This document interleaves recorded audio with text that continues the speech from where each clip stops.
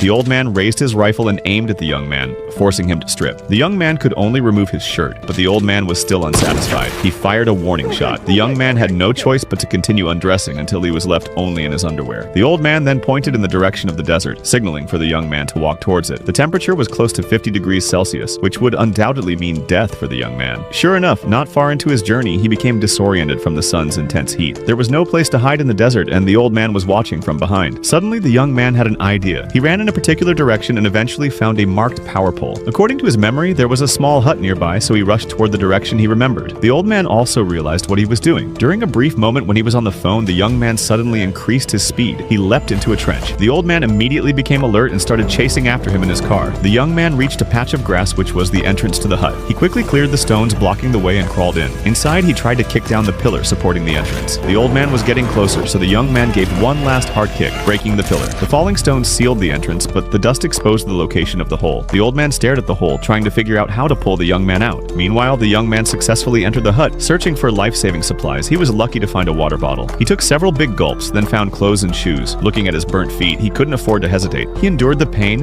and put on the shoes. Even luckier, he found a map on the wall. Just then, the wooden door creaked open. The young man realized the old man had found him. In a panic, he shoved the map into his underwear and quickly crawled into a tunnel before the old man could enter. Despite his carefulness, the old man still heard the noise. He lit some dynamite and threw it nearby before running out with the explosives. Hearing the explosion, the young man quickly crawled out and tried to step on the fuse to extinguish it, but he was too late. With the dynamite about to explode, the young man had no choice but to run out.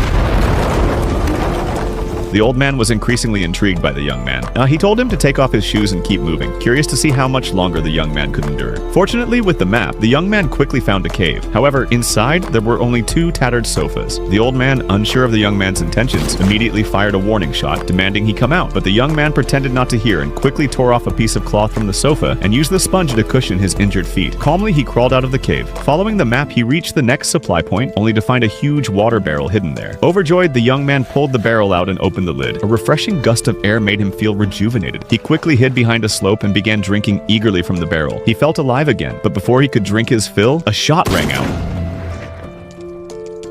and the water barrel was knocked away. The life-saving water spilled everywhere. The old man wasn't giving him any chance and fired several more shots, smashing the barrel completely. The young man thought this was it. He was sure he was done for. But to his surprise, he pretended to fall to the ground, hoping to deceive the old man by playing dead.